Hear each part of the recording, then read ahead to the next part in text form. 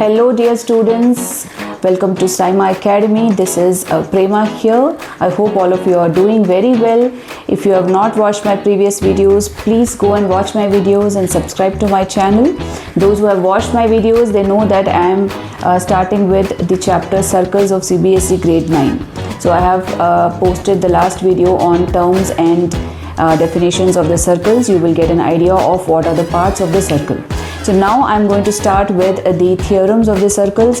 Before actually starting with the topic of circles or solving problems in circles, you must be very well versed with the theorems of the circles. Okay, so if you don't know the theorems, they are the very important properties related to circles. You will not be able to solve the questions in circle. Okay, so first we have to understand the theorem, how to prove those theorems, then we will start with some of the important questions of the circles. So let's get started.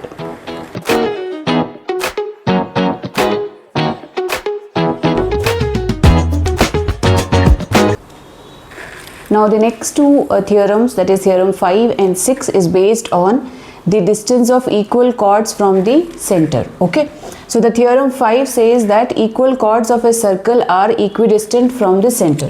So here what is given? So here given is equal chords, that means chord AB is equal to chord CD.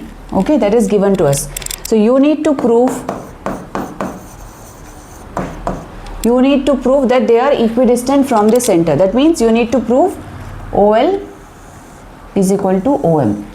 Okay, OL is equal to OM. That means their distance from the center, this is the center of the circle, the distance from the center, the chord AB, the distance of chord AB from the center is OL and the distance of chord CD from the center is OM.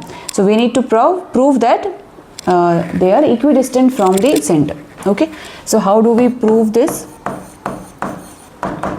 See, here you have to remember the last few theorems. Okay, what we learned is that the line which is coming from the center onto the chord. Okay, so here OL is perpendicular to AB. This is what we learned in the previous theorems. Okay, and also if you see OLA is equal to 90 degrees. Okay, that means this angle is 90 degree. So the line from the center is actually perpendicular on the chord and also it bisects the chord. That means these two sides are equal. That means AL will be equal to LB. Okay, so this is from the knowledge of our previous theorem. Okay, same way you can write for the other side also. OM is perpendicular to CD and OMC will be equal to 90 degree. That means also CM is equal to MD. Okay, here also these two sides are equal. Also you can say that since the chords are given equal, since the chord AB given equal to CD, that means half of AB is equal to half of CD. Now what is half of AB? We can write AL equal to, we can write MC. Okay, so we can write AL is equal to MC. Okay, now this we will use in the congruency. Now what we will do is we will take the congruency of the triangle ALO and triangle CMO. Okay, so here what we can write, we can make use of RHS here since we have a right angle triangle. So the right angle we can write angle ALO is equal to angle CMO. Both are 90 degrees. Okay, and hypotenuse will be OA. If you see here, OA is equal to OC. Both are radius. So this is the hypotenuse, this is also hypotenuse because this is opposite to 90 degree. Okay, this is 90 degree angle. Alright, and the side. Now side which we got equal, we got AL is equal to MC. So we can write here AL is equal to MC. Okay, so as per the right hand side hypotenuse and right angle hypotenuse and side, so therefore we can say triangle ALO is congruent to triangle CMO by RHS. Okay, so once the triangles are congruent, we can say that OL is equal to OM. This is what we need to prove, right? we had to prove this only, OL is equal to OM. So since we proved the congruency, we can write OL is equal to OM by CP CT. Okay, so this is the way we can prove this theorem. So what we understood also from this theorem, that if the chords are equal, their distance from the center also will be equal. Okay. Now coming to the sixth theorem, which is the converse of the fifth theorem. Okay. So the fifth theorem, what we said in the fifth theorem, equal chords of the circle are equidistant from the center.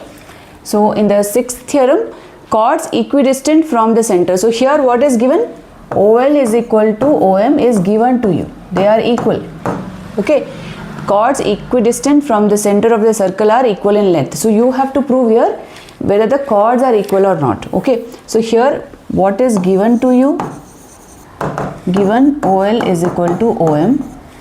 You need to prove chords equal. That is AB is equal to CD. Okay. So how do we prove this? Again, now we know this is 90-degree angle. This is also 90 degree. Because it is the line coming from the center is perpendicular, and also these two sides are also equal. Okay, so again we can make use of, I think, RHS here. So we will take the triangle ALO and triangle CMO. So here we can write right angle, that is angle ALO is equal to angle CMO, both are 90 degrees. Okay, and hypotenuse, again OA is equal to OC is the radius. Okay, this is the hypotenuse, and the side. Now here what is given? They are equidistant, which means OL is given equal to OM. Okay, so this is the side. So we can say therefore triangle ALO is congruent to triangle CMO by again RHS. Okay. Once the triangles are equal, we can say that, therefore we can say here, now we can say AL is equal to CM, okay, by CP CT. So if AL is equal to CM, we can also write twice of AL is equal to twice of CM, right? So what is twice of AL here? Twice of AL we can write AB, and twice of CM we can write as CD. Okay, this is what they asked us to prove. That means we have to prove the chords to be equal. Now how I got twice of AL is equal to AB? So if you see that OL bisects AB, right? This is according to the previous theorem. OL is bisecting AB into equal parts. That means AL will be equal to LB. Okay, or we can say twice of AL will be equal to AB. Similarly here also, how did I say that? OM bisects CD. Okay, so we can say CM is equal to MD, or we can say twice of CM is equal to CD. That's what I have written here. Okay, so this way you can prove that the chords are equal if they are equidistant from the center. Okay, so this is how we prove these two theorems. If you understood the theorem so far, please comment and please subscribe to my channel. I'll be coming up with more theorems ahead in the chapter. Okay, thank you so much and see you in the next video. Thank you. Bye bye.